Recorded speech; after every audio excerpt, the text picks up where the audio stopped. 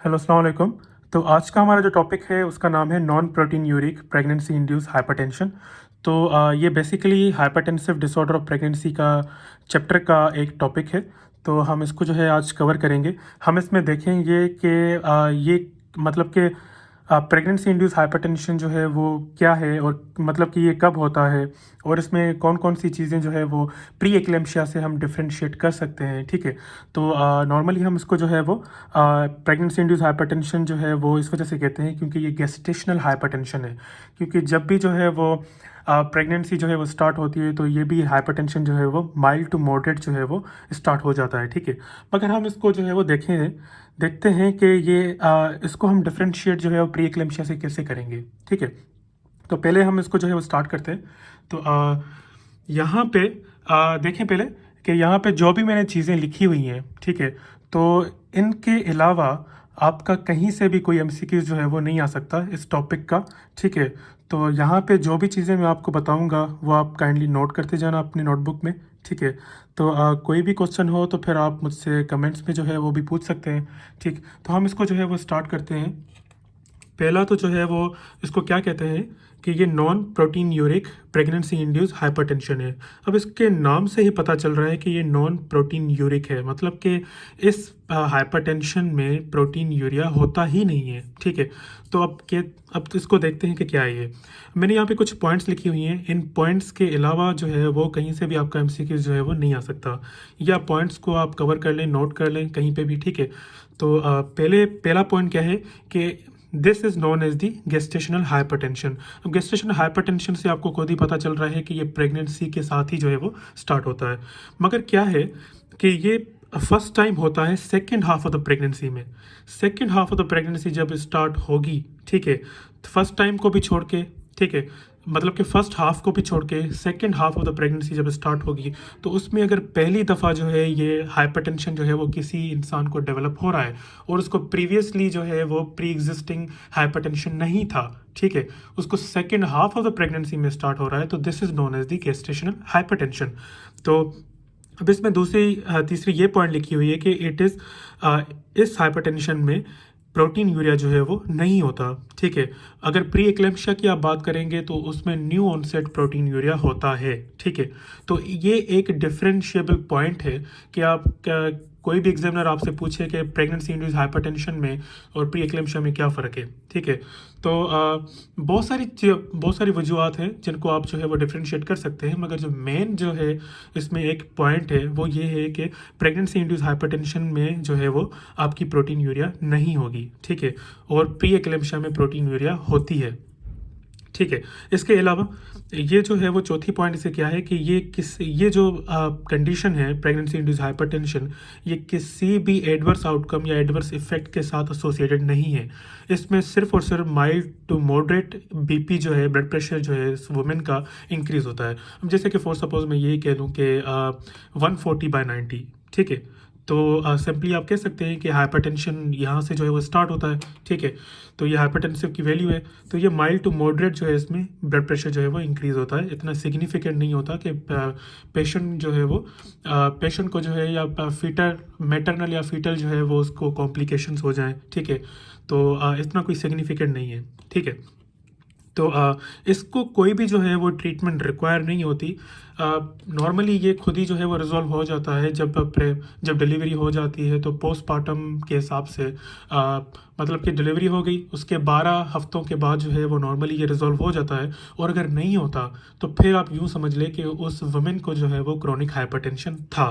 ठीक है। उसको फिर हम ये नहीं कहेंगे कि वो प्रेगनेंसी इंड्यूस हाइपरटेंशन थी, उसको प्रेगनेंसी इंड्यूस हाइपरटेंशन था। ठीक है। तो इसमें कोई भी ट्रीटमेंट रिक्वायर नहीं होती। अब ट्रीटमेंट हम इसको कोई ट्रीटमेंट रिक्वायर नहीं है, कोई भी ट्रीटमेंट दरकार नहीं है कि मतलब मेडिकली कोई हम इसको ट्रीट नहीं कर सकते, ना ही कोई ड्रग्स देते हैं। ठीक है।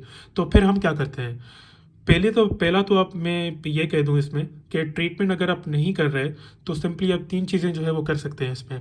एक तो कंजर्वेटिव ट्रीटमेंट जो है वो आप कर सकते हैं जो कि मेडिकली नहीं होती। ठीक है।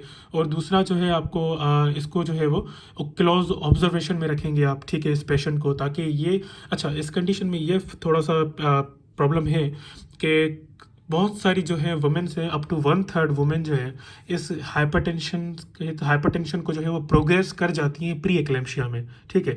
तो इसके लिए हमें इसको क्लोज ऑब्जर्वेशन में रखना पड़ेगा, और अगर हम वो प्रिवेंटिव मेयर्स नहीं करेंगे तो डेफिनेटली जो है वुमेन जो है वो प्री एक्लेम्शिया में जा सकती है, ठीक है। तो पहला तो मैंने आपको बताया कि कंजर्वेटिव ट्रीटमेंट आप करें, ठीक है। और इसके अलावा जो है आप क्लोज ऑब्जर्वेशन में आप रख सकते हैं इस वुमेन को, ताकि कोई एडवर्स आउटकम तो जो है वो डेवलप नहीं हो रही, या कोई प्री एक्लेम्शिया जो है उसको डेवलप तो नहीं हो रहा। तीसरा, हम रूल आउट करेंगे प्री एक्लेम्शिया को। हम इस कंडीशन को बार बार जो है वो देखते रहते हैं, ताकि जो है वो ये वुमेन जो है वो इस हाइपरटेंशन से कहीं प्री एक्लेम्शिया में ना चली जाए, ठीक है। तो हम इसको जो है वो क्लोज ऑब्जर्वेशन में रखते हैं इस वुमेन को, ठीक। तो यहाँ पे मैंने एक चीज़ लिखी हुई है कि resolve by 12 weeks postpartum, if not then chronic hypertension.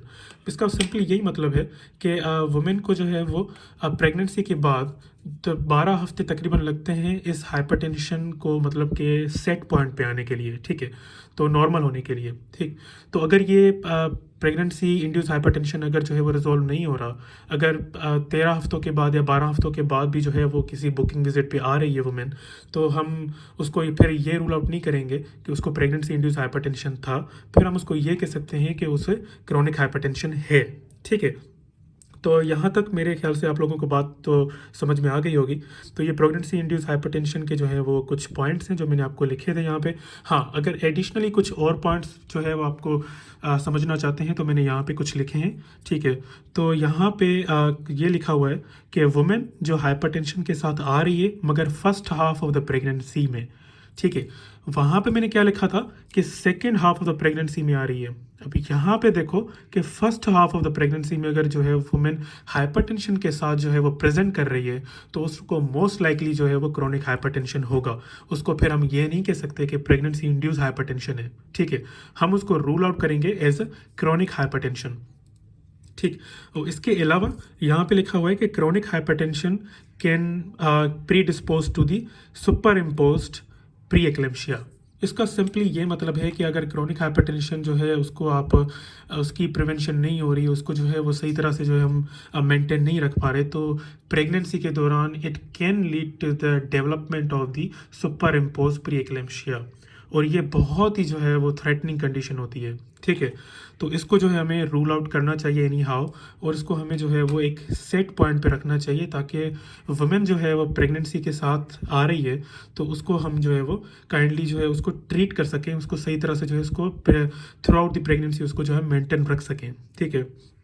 इसके अलावा देखें, अगर सुपर इम्पोज प्री एक्लेम्शिया नहीं हो रहा और इस वुमेन को क्रोनिक हाइपरटेंशन ऑलरेडी है, ठीक है, first half of the pregnancy में उसको जो है हम कंफर्म कर रहे हैं, तो उसके अलावा कि क्रोनिक हाइपरटेंशन उसको है, तो अगर in the absence of the superimpose pre eclampsia, तो वुमेन को जो है वो ये नहीं हो सकता कि क्रोनिक हाइपरटेंशन जिसको है तो उसको ज़रूरी है कि सुपर इम्पोज प्री एक्लेम्शिया हो जाए, ये ज़रूरी नहीं है, ठीक है। तो in the absence of the superimpose pre eclampsia, women को जो है वो तब भी जो है वो वुमेन हाई रिस्क पर होती है कि उसको जो है मैटरनल और फीटल कॉम्प्लिकेशन ऑब्वियसली हो सकती हैं, ठीक है। मैटरनल जैसे कि पैथोफिजियोलॉजी में दूसरी वीडियो में आपको जो है वो उसको जो है डिस्कस करेंगे, मगर फीटल कॉम्प्लिकेशन जो है वो नॉर्मली ये होती हैं कि प्लेसेंटल परफ्यूजन अगर जो है वो डिक्रीज हो गई, अगर मतलब कि ब्लड सप्लाई फीटस के पास जो है वो कम जा रहा है, तो it can lead to the intrauterine growth restriction, IUGR हो जाएगा उसको बेबी को, ठीक है, फीटल ग्रोथ रेस्ट्रिक्शन हो जाएगी, पॉसिबली डेथ भी हो सकती है उस बेबी की, ठीक है। तो ये कॉम्प्लिकेशन जो है वो क्रोनिक हाइपरटेंशन की वजह से हो सकती हैं। इसके अलावा मैंने यहाँ पे एक और भी चीज़ लिखी हुई है कि फिजियोलॉजिकल फॉल होता है ब्लड प्रेशर में because of due to the peripheral vasodilation, तो वो क्रोनिक हाइपरटेंशन को मास्क कर सकता है। अब इसका क्या मतलब हुआ? इसका सिंपली ये मतलब है कि नॉर्मली वुमेन कोई जो है वो फॉर सपोज के ड्रग्स वगैरह नहीं ले रही, ठीक है, मतलब कि हाइपरटेंशन को मेंटेन करने के लिए, ठीक। अगर वैसे ही बॉडी का रिस्पॉन्स होता है किसी भी कंडीशन को जो है वो सेट पॉइंट पे लेके आने के लिए, तो इसी तरह जो है ब्लड प्रेशर अगर वुमेन का जो है वो बढ़ रहा है बॉडी में, तो यही चीज़ होती है कि बॉडी जो है वो फिजियोलॉजिकल प्रोसेस के हिसाब से जो है वो हाइपरटेंशन जो है वो एक सेट पॉइंट पे आने की कोशिश करता है, वो मतलब ब्लड प्रेशर को लो करने की कोशिश करती है by through the peripheral vasodilation. Peripheral vasodilation होगी तो ऑब्वियसली जो है ब्लड फ्लो कम हो जाएगा वेजल्स में, तो ब्लड फ्लो कम होगा तो वो हाइपरटेंशन को जो है वो नॉर्मलाइज कर सकते हैं, ठीक।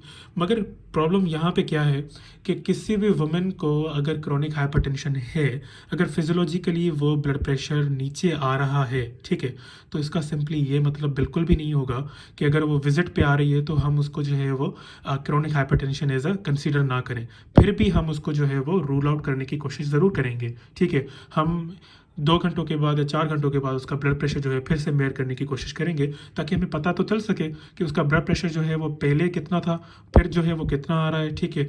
तो हम उसको जो है वो इस तरह से ट्रीट करने की ज़रूर कोशिश करेंगे, ताकि हमें फाइनल रिजल्ट जो मिले, ताकि हमें पता चल सके कि अगर मुख्तलिफ जो है वो आवर्स के हिसाब से जो हमें ब्लड प्रेशर अगर सेम मिल रहा है, अगर नॉर्मल मिल रहा है, तो फिर हम उसको जो है वो कंसीडर नहीं करेंगे, ठीक है।